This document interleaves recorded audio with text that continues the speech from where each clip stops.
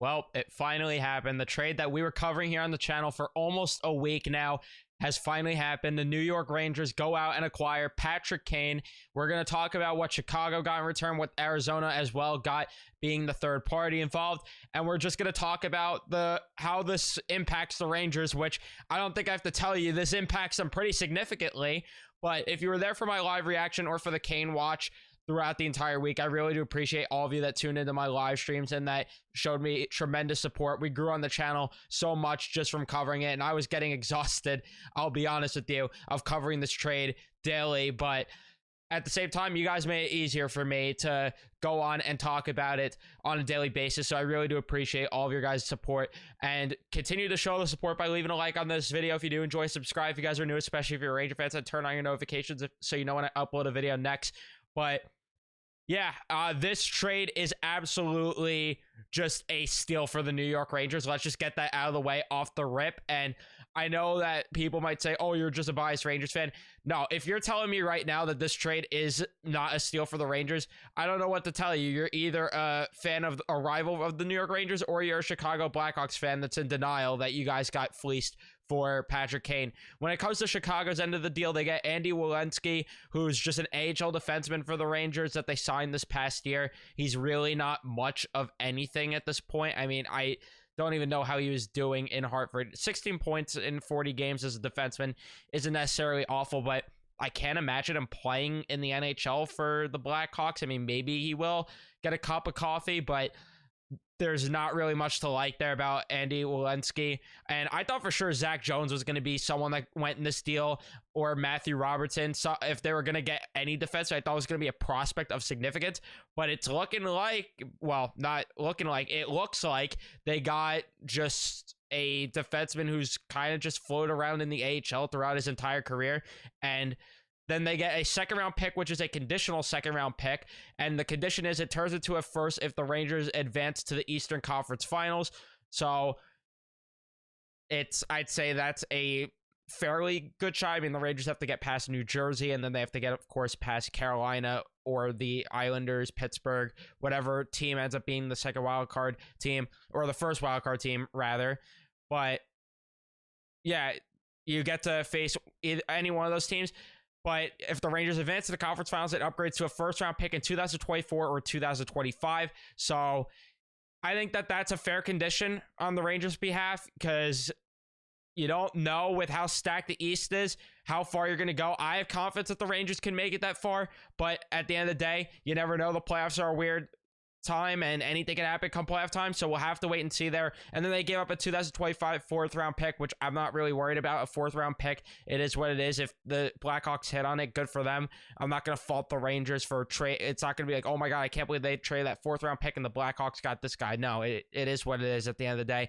And then the Rangers also traded to Arizona a third round pick in 2025 for being the third team to retain extra salary. So that's the full details of what the Rangers gave up in terms of what Chicago, or what Arizona gave up, I should say, because Arizona did give up something. They gave out Vili Saarijarvi. I don't know if I'm pronouncing that right, but this guy's just let's see what he even is. I mean, I'm not even sure. He's a defenseman, it looks like, and he's been floating around in a bunch of different leagues. He's 25 years old at this point already. I don't think Chicago's really going to benefit from him either. So Chicago really didn't get any certified players, or bona fide players to help their franchise, I should say.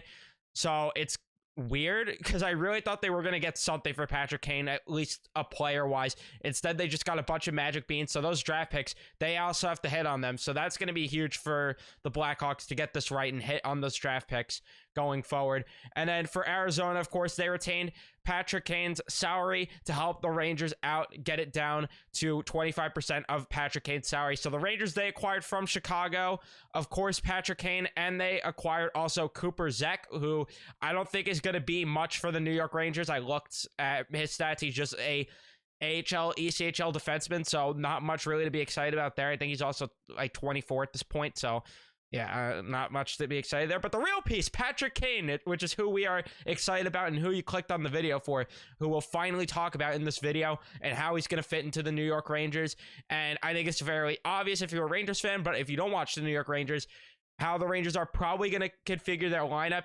They're going to go with, on the first line, Kreider, Zibanejad, and Tarasenko will move up to that right wing spot to play with those two. And then there was a opening there on Sunday with Barclay Goodrow filling the void there, playing aside of Artemi Panarin and Vinny Trocheck, which is where Patrick Kane is going to slot in. He's going to be on the second line playing with them.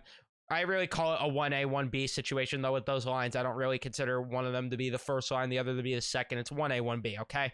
But regardless, he's going to be on that line with Panarin and Trocheck to reunite Artemi Panarin with Patrick Kane once more. And then the third line will be Lafreniere, Filip Chytil, and then Kaapo Kakko. Fourth line, Tyler Mott, Barclay Goodrow will center that line. And then on the right side will be Jimmy Vesey. So that just makes the team so much more deep, and I can't stress that enough. You finally have a legit fourth line by adding to your top six, because now the guys that should have been in the bottom six all along are finally playing where they belong. Barclay Goodrow and Jimmy Vesey, yeah, they've been serviceable in the top six, but you prefer them in the bottom six, and that's where they belong at the end of the day because of the way that they play the game, and it just makes sense. And you upgrade that fourth line by adding to your top six, because Patrick Kane is going to be a far and away better top six winger than Jimmy Vesey and Barclay Goodrow. I don't think that's even a debate, and it's not even close. And for all the people that are like, oh, well, the defensive issues with Patrick Kane, you didn't get Patrick Kane to help with your defensive issues. You get him because he is one of the best offensive players in the league when he's at the top of his game. He had 90-plus points last year. So for all the people saying that he's washed, you need to look at the scenario. He was playing with not great players over in Chicago this past year, and he's still almost a point per game player, and that's due to his recent stretch where he's got hot. He started off the season slow, and now he's been hot as of lately, and I think that this is just going to rejuvenate him.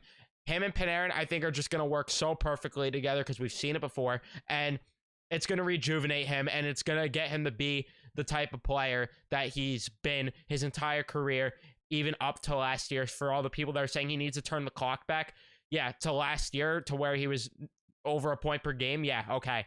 I'll take that in a heartbeat if he ends up being that. So, yeah. And then with the power play configurations, you imagine he goes on power play 1, Vladimir Tarasenko would slot down on power play 2, and then one of Kakko or Lafreniere will be taken off that second unit, which is unfortunate because you want one of those two, or you want both of them, I should say, on a power play unit, just to give them that opportunity there. But it's hard to imagine you find them time, because Patrick Kane is that type of guy that you have to play on the top power play. You have to, with how good he is and how good he is on the power play.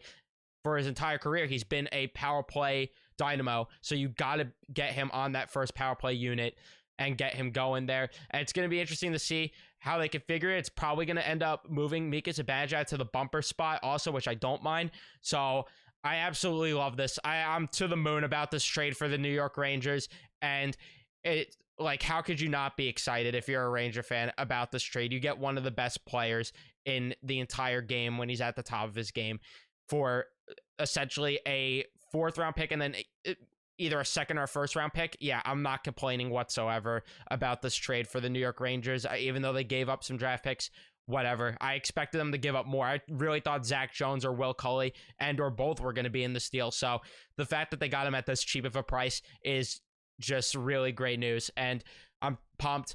I'll be there on Thursday where he's going to make his New York Rangers debut. If you guys didn't see that, unfortunately, he won't be able to make it to the game tomorrow against Philly, but it's fine. It will give him time to fly to New York, settle down, and he'll slot into the lineup on Thursday night, which is great news. So I don't know what the Rangers are going to do for the lineup tomorrow, if they're going to run shorthanded or what, but we'll have to wait and see what goes down there. But I really do appreciate, like I said, all the support for the Patrick Kane Watch series. Means the world to me. I appreciate all the support of lately, just in general on the channel. Again, means the world to me. And it would be appreciative if you guys left a like as well on this video and subscribed if you guys were new. Really would mean a lot. And turn on your notifications too, so you know when I upload a video next. Patrick Kane, welcome to New York. It is showtime on Broadway. I'll see you guys in the next one. Let's go, Rangers.